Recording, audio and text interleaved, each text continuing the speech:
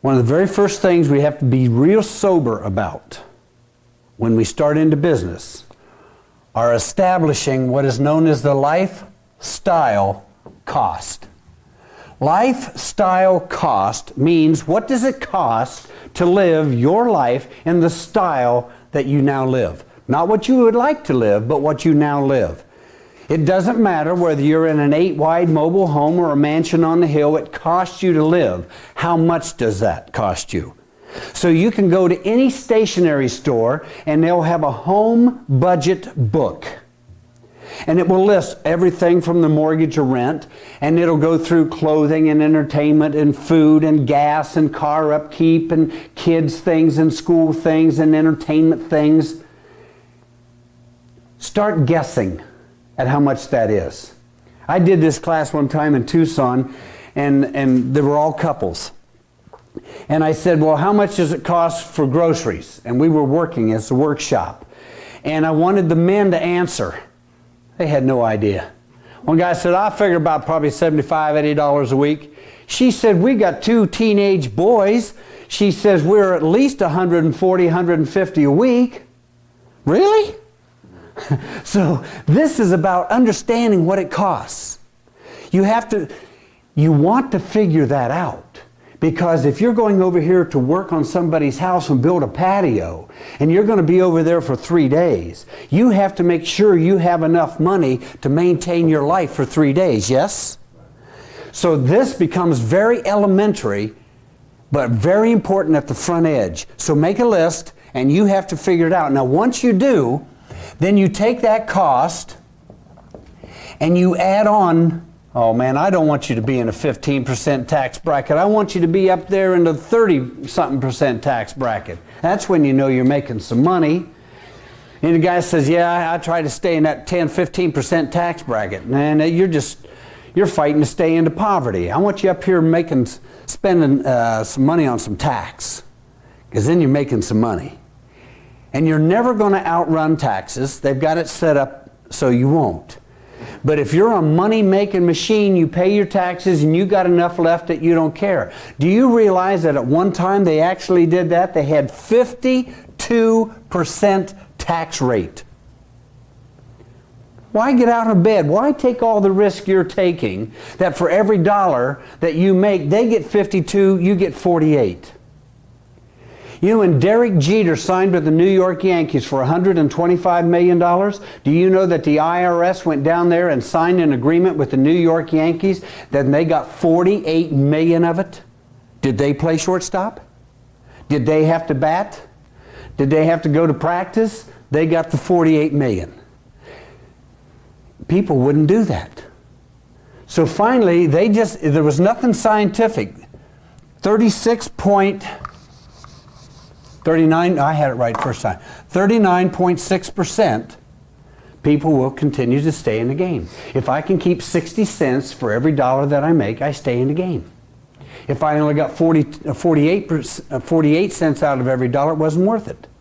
That's why you see them playing with the capital gains tax from time to time.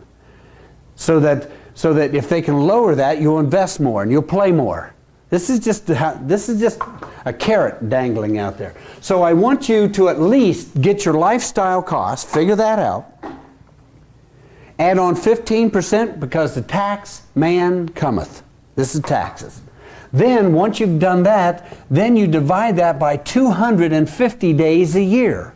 Not 365, because I don't want you working 365 days a year. I'd like for you to work no more than 250 days a year. That gives you the weekends off. It gives you the holidays and 2 weeks of vacation. Now, Todd, vacation is spelled with a V-A. Yeah. We all get in trouble on that one, don't we? You know why we get in trouble with vacations when we're in the construction industry? You don't want to go on vacation in the middle of a job, do you? So you wait till you finish the job. And then you're unemployed. And that makes you nervous, so you go out and get another job and there's no vacation. So get your lifestyle costs, figure out what it costs to run your family. Add on for the tax, divided by 250 days a year. And that means Monday through Friday, that's how much money you have to bring into your house. You dare not take a job for less than that. The second cost you have to do is your operational cost. Your operational cost. Again, you don't even know what that is, perhaps, starting out brand new.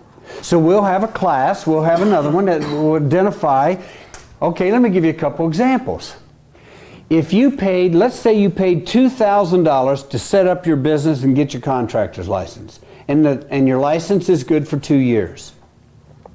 That's $1,000 a year. Now, if you had $1,000 a year, add on the tax, divide it by 250, you're probably $4.25 a day. Every job, every day you go out there, you got to get $4 for your license. And then, let's say that your insurance for your truck is $1,000. That's another $4 a day for insurance on your truck all year. Oh, and then you got your cell phone, and that's going to end up being $1,000 for your office phone, a yellow page ad. That's another $4, and another $4, and another $4. So all of a sudden, you might have $50 a day just to have your business, on top of $150 a day to feed your family and keep everything. Now you got to have $200 a day. So when you're bidding a job to build that patio, you better make sure that you have $200 a day. $600 has got to come to you just for the bare bones minimum. Just trying to cheer you up. Look, this is one of the best things you can do for yourself, ladies and gentlemen. Find out what your costs are. Because when you're estimating, see, I would not insult you by saying, now here's how you estimate floor tile. You do it by the square foot. You already, if you do floor tile, you can take a look and say, oh, it's about 200 square feet. And by the time you got your tape measure out, you're probably pretty close. So estimating the material rarely kills you. Are you afraid of that? Are you afraid of material estimating? I'm not. Now, no, I hate to say this. I was the kind of guy that said, what, that wall? Well, I can do that wall myself in 4 hours. And then it'd be 8 o'clock before I get home. Well, how can that only be a 4-hour wall? What took you so long? Well, I had this thing, and then that happened. I forgot about that thing over there. I was always wrong on my time. So in order for me to be good at estimating, I actually took Timex watches, put screws in the dash of my truck and hung them on there, and I would clock everybody. I got little 3x5 recipe cards. And I would find out how long it took 2 men to stock the roof. How long did it take 2 men to hang the ceilings in a house? How long? And I kept track of that. Because I'd read a book and that was no good. And we didn't have the computers when I was trying to do this. I couldn't figure it. I just got a watch and took time. And I know how long it takes to set a door, put the casing on it, put the hardware on it. I know how long it takes to put bypass or bifold doors with closet rods. And I got good at estimating. But if I didn't know these 2 costs, I couldn't complete my estimate, even at the small ham and egg level that I was working at that time. So you need to know this so you know how much money to get. And you need to break down costs for your truck, your insurance, and all those things to make sure you got those covered. Again, this is not sophisticated overhead projections. This is covering the bases.